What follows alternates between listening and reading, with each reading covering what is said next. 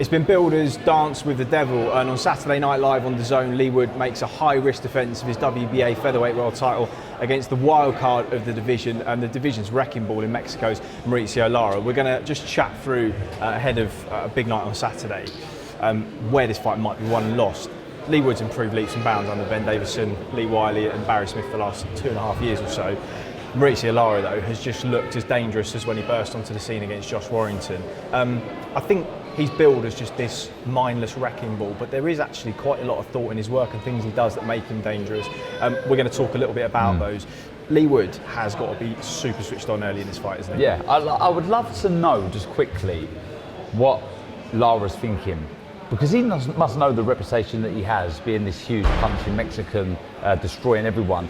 But Wood has seen something in Lara, along with Ben Davison. They want this fight. They call for this fight. They don't need this fight. This is a voluntary. He must be thinking, what on earth are they seeing in me that they think they can? Well, he's obviously been stopped early by Elliot Chavez a few years ago. He was hurt by Emilio Sanchez in their scrap two before last. I guess his highlight reel is unbelievable, especially in this weight division. But he's not without his flaws, and he's exploiting those flaws. And Ben Davison mentioned a couple of weeks ago. He said he does let his hands go a lot, but that gives you lots of openings if you know how to create them. So let's talk about the flaws straight away. Well, I think the flaws straight away is, for me, Lara does Lara, which makes him very dangerous. He's a big puncher. He has total disregard for his opponent, but that makes him vulnerable. And something we've spoken about is the right hand dropping when he throws his favoured shot, which is the left hook. Throws it a lot early, doesn't he? He throws it a lot early, throws it off the jab, he'll feint with the shot, which is so important against someone like Leigh Wood, who we see against Conlon. He took the bait with a feint to the body. Yeah, so he went to pour. He poured, and then that. I mean, obviously it was southpaw, so it was. That is Lara's bread and butter. That is what he does so well. Well, because he hooks off that feint, off that jab so much, it's the same side that he's going to be vulnerable. If he draws a parry, that left hook can come down the side. So this is a no-no. Yeah. You know, he cannot afford to do this because he'll bring his feet in, Lara. He'll throw that hook, and what he does so well as well is he throws with the right hand after. Yeah. He makes sure if he hasn't put you out with that left hook, he'll follow it up with the right hand. He means business. He wants to hurt you.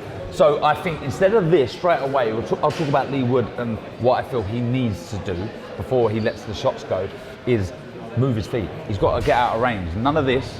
He needs to do this, and I think that the shots for me that I'd like to see him throw are shots either to the body or up through the middle. Well, let's talk about how he sets those up, because we know that Lara's a brilliant counter puncher. Yeah. He's on a hair trigger with that counter right hand. If you sell him single jabs, we saw against Emilio Sanchez and Warrington as well. If you throw him a single jab, the moment it touches that glove, the right hand comes over the top, and so you can't stay in front of him or drift left with that jab. But I guess what you can do, if you know that's coming, is touch and be ready to take the distance away from him so that he falls short. And at that point, you've got options. And we saw with Emilio Sanchez, I know the fight didn't last long, but the pockets of success he did have were off of drawing the right hand and manipulating the distance, just bringing him out, making him fall short. And then there's a couple of things he did. He got the head outside both times.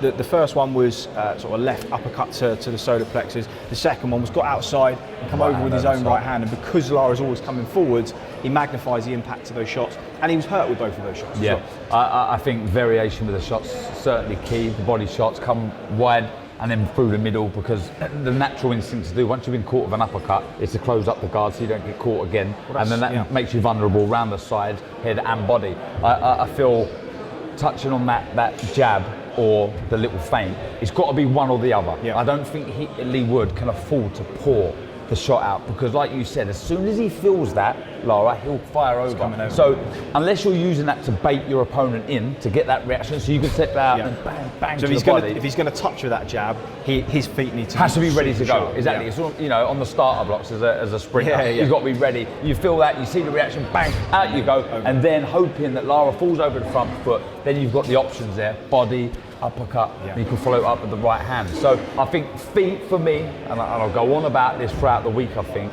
it's so important that he uses these. He gets his positioning so key in this fight. He can't be here. Well, we talked about the Jukan fight. We knew he had to neutralise a pressure fighter.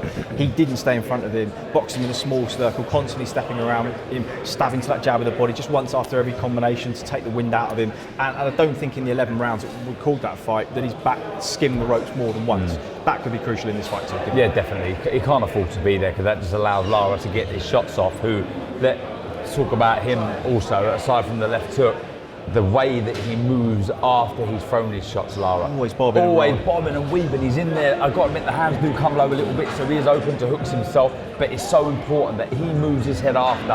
And once he's got you where he wants you, he's such a devastating puncher. So I feel, going back to the feet, they are crucial. And look, there is an argument that this fight could be first half Lara's, second half Leigh Wood's, with that, in my opinion, the superior boxing skill and ability, and I feel he's just coming into his own and the confidence is through the roof. But there's also the chance that he could walk Lara onto one early. You know, anyone can get hurt at the beginning of a fight, so I just feel there's so many ways that this fight could be won or lost for either fighter. A couple of new champions in this division in the last couple of months. It's all changed. Could there be change on Saturday night? Super high risk for Leigh Wood against the wrecking ball, the Mexican Mauricio Lara, in Nottingham, live on DAZN Saturday night.